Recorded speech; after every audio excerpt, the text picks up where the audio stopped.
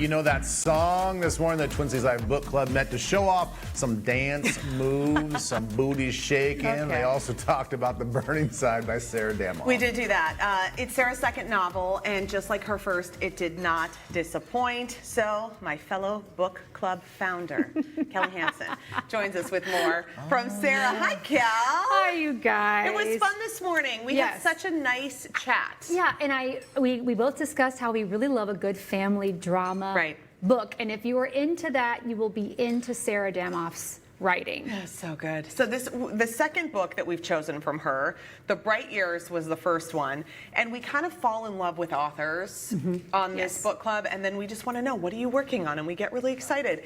And I think this was really fun to read. We were talking about how the chapters were really quick, so you kind of just kept it moving. And it's told from 3 points of view. So the main characters are Leo and April. They're a married couple, and then April's mom is the third voice, and it really taps into the other family dynamic happening within the family as a whole. And it starts with a house fire. We're not giving anything away. You get into that on the first page. Okay, so it gets right into the action, right? Literally the first page, the house is on fire. And then the house continues to burn really throughout the entire book. There's just like little fires everywhere, and that theme is so interesting. And there's marriage issues, there's Alzheimer's that we approach in the book. There's just familial drama that I think a lot of people can relate to in little bits and pieces, and that's why I think family dramas for me are like, not that I have a lot of drama.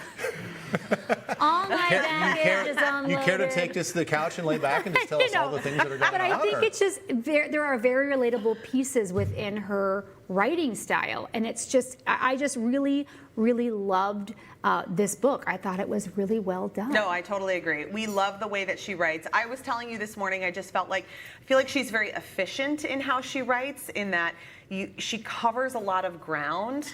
And there are a lot of meaningful lines. Like, there were things I told Kelli last night, I was too lazy to get up and get my highlighter because I was reading. But there were a lot of things that I wanted to highlight, just like lines that I thought were very thoughtful and meaningful. I wish you would have, because I don't write in my books. They're like art to me. Oh, I put them back on the shelf and I look at them. Oh, they want to be noted in. Oh, yeah. It's an interactive Maybe I'll experience. try it. I dog-ear things. I like. I will highlight things too. Yeah. No, okay. Well, I did talk to Sarah this last week, and we were talking about that.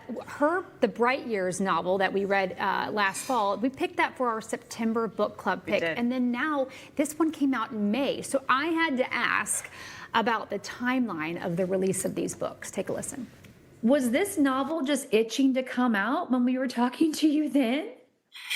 You're not the first person to ask. You know, people are like, it was only about a little over a year between publication dates, but it was 2 years in process, because The Bright Years, the debut novel, the edits for that were done a full year before it came out. And so I had all that time to work on the next project. So 2 years maybe is a little helpful to know. Sounds a little more reasonable than 1 year, which is what it looks like by publication date. Okay, that helped make it make sense. Also, speaking of making sense, there are a lot of different character voices in this book, even though there are 3 points of view being told.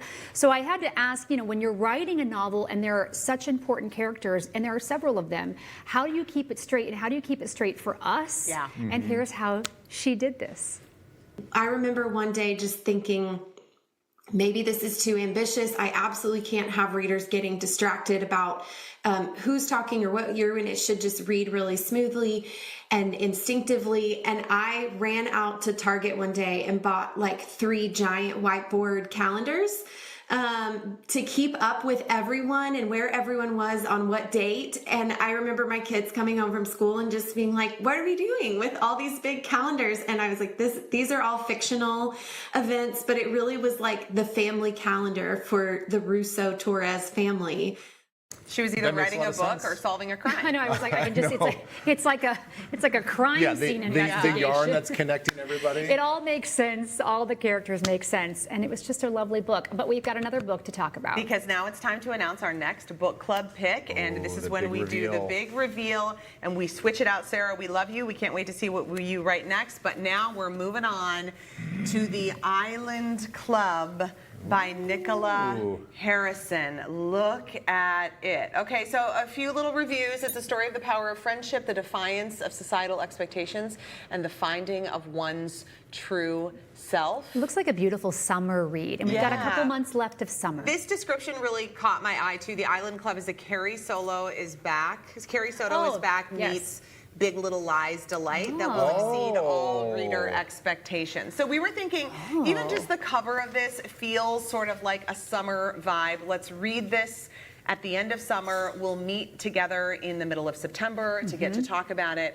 and then we'll shift into the fall. I feel like this could get a little saucy. I know. Well, so this is a new author that you guys have not read No, before. right. No. Okay, You are perfect. correct. You're Brand correct. new. Welcome to the book club, Nicola. We can't wait to meet you. Very fun. Good job, Kelly. Good Thank job, you guys. So a big thank you to By the Yard for sponsoring the Twin Cities Live Book Club. If you'd like to see the full list of all the book club picks, you're going to find those details at twincieslive.com.